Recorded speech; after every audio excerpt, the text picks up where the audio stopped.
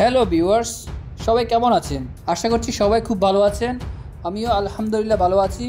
আপনাদের মাঝে আবার নিয়ে আসলাম একটি চাঞ্চল্যকর খবর। বিনোদন জগতের ভেতরের গরম খবর নিয়ে হাজির হয়েছি আমি।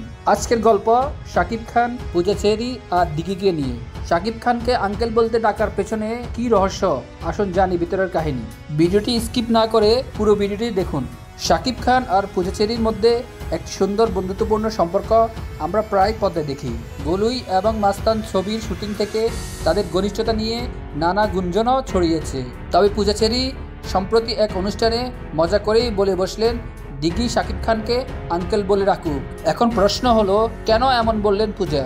ইন্ডাস্ট্রির কিছু ঘনিষ্ঠ সূত্র বলেছে এটি ছিল একবারই মজার ছলে দেওয়া মন্তব্য, কিন্তু আমরা জানি বিনোদন জগতে প্রতিটি কথার পেছনে থাকে আরেকটি গল্প।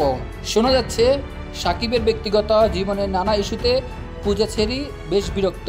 কেউ কেউ বলছেন শাকিবের সঙ্গে তার সম্পর্ক নিয়ে চলা গুজব বন্ধ করতেই এমন মন্তব্য করছেন তিনি। অনেকেই আবার বলছেন এটি ছিল সম্পূর্ণ নিরীহ রসিকতা, যা ইন্টারনেটে ভুলভাবে ছড়িয়ে পড়েছে। আর দিঘি, সে নিজেও ইন্ডাস্ট্রির পুরনো মুখ। শিশু শিল্পী থেকে নায়িকা হওয়ার যাত্রায় শাকিব খানের সঙ্গে কাজ করার সুযোগ তার হয়নি। তবে ইন্ডাস্ট্রির সমীকরণে তাকে আঙ্কেল বলে ডাকাটা কতটা যুক্তিযুক্ত, সেটাই এখন প্রশ্ন। দিঘি যখন শিশু শিল্পী ছিলেন তখন শাকিব খানের সাথে একটি মুভিতে তার অভিনয় করা হয়। সেই মুভিতে তিনি শাকিব খানকে আঙ্কেল বলে ডেকেছিলেন।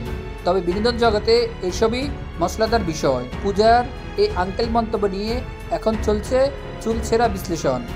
শাকিব খান কি আসলেই প্রতিক্রিয়া জানাবেন, নাকি মজার ছলেই বিষয়টি এড়িয়ে যাবেন? বন্ধুরা, আপনাদের কি মনে হয়, পূজা চেরির এমন মন্তব্য শুধুই মজা, নাকি এর পিছনে লুকিয়ে আছে আরও গভীর কিছু?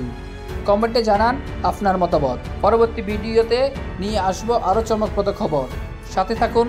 পরবর্তী গরম খবর পেতে আমাদের চ্যানেলটি সাবস্ক্রাইব করুন। ধন্যবাদ সবাই।